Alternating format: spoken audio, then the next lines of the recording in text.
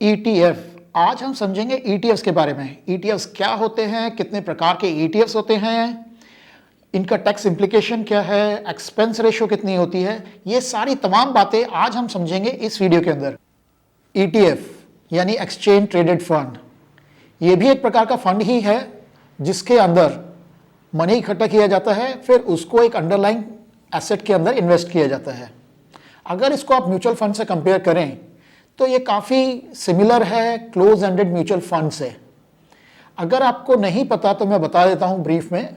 Mutual fund भी दो प्रकार के होते हैं। एक होता है open ended mutual fund. Open ended mutual fund वो होते हैं जिसके अंदर आप फंड की जो यूनिट्स हैं वो कभी भी फंड हाउस से खरीद सकते हैं और उसको रिडीम करा सकते हैं। उसके मुकाबले में क्लोज एंडेड म्यूचुअल फंड वो होते हैं जिसमें एक बार यूनिट इश्यू हो गई उसके बाद उसको आप ओपन मार्केट के थ्रू ही सेल एंड परचेज कर सकते हैं। उसमें फंड हाउस का इंटरेक्शन नहीं है एक बार यूनिट इशू करने के बाद।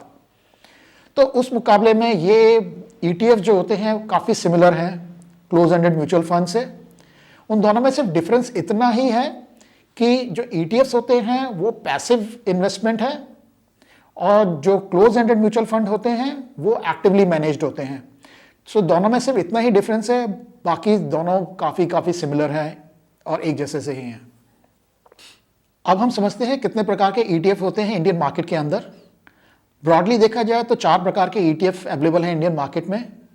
एक है आपके इंडेक्स बेस ETF जो अंडरलाइंग इंडेक्स में इन्वेस्ट करते हैं जैसे निफ्टी या सेंसेक्स। दूसरे आते हैं सेक्टोरियल जिसमें सेक्टर बेस्ड स्टॉक्स के अंदर इन्वेस्ट किया जाता है। ये दोनों इक्विटी बेस्ड हो गए। फिर आता है आपका गोल्ड ETFs जो अंडरलाइंग गोल्ड में इन्वेस्ट किया जाता है।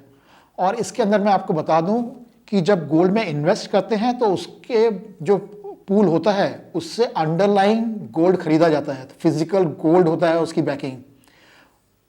गोल्ड को खरीद के उसको गोल्ड कस्टोडियंस होते हैं उनके साथ रखा जाता है और फिर जो गोल्ड का प्राइस अप एंड डाउन जाता है उसके थ्रू आप ETF की जो वैल्यूज होती हैं वो ऊपर या नीचे जाती हैं। और चौथा जो आखिरी आता है वो होता है इंटरनेशनल स्टॉक्स।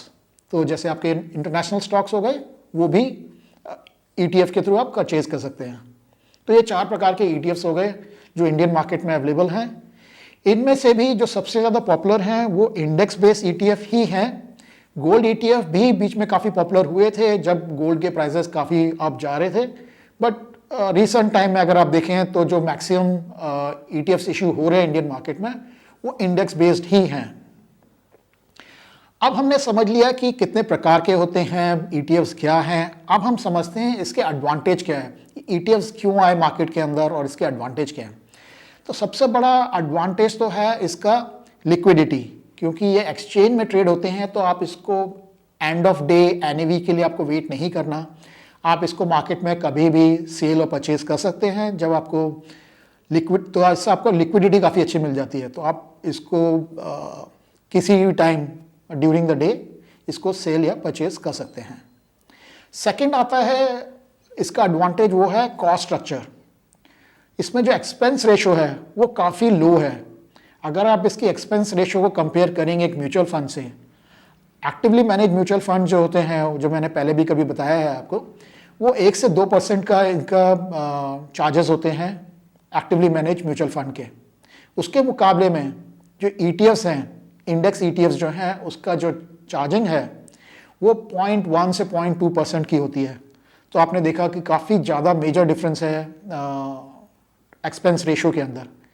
ये अगर लॉन्ग टर्म में आप 5 से 7 साल या 10 साल का टाइम होराइजन लेंगे तो ये काफ़ी बड़ा अमाउंट हो जाता है। तो काफ़ी मेजर सेविंग है अगर आप एक ETF परचेज करते हैं और उसको लॉन्ग टाइम होल्ड करते हैं तो over the period of time आपको काफ़ी ज़्यादा कॉस्ट का एडवांटेज हो जाता है ETF से, जबकि मुकाबले में एक एक्टिवली मैनेज म्यूचुअल फंड से।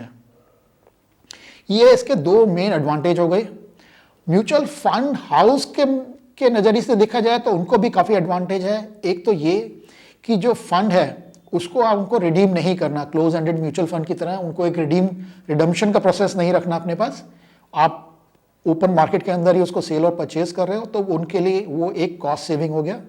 प्लस दूसरा जो मेरे को लगता है कि एक बड़ा एडवांटेज है फंड हाउसेस के लिए, वो ये कि क्योंकि कॉर्पस का साइज एक बार डिसाइड हो गया शुरू में, वो सिर्फ मार्केट के फ्लक्चुएशन से ही चेंज होगा, अदरवाइज उसमें रिडम्पशन का प्रेशर नहीं आएगा।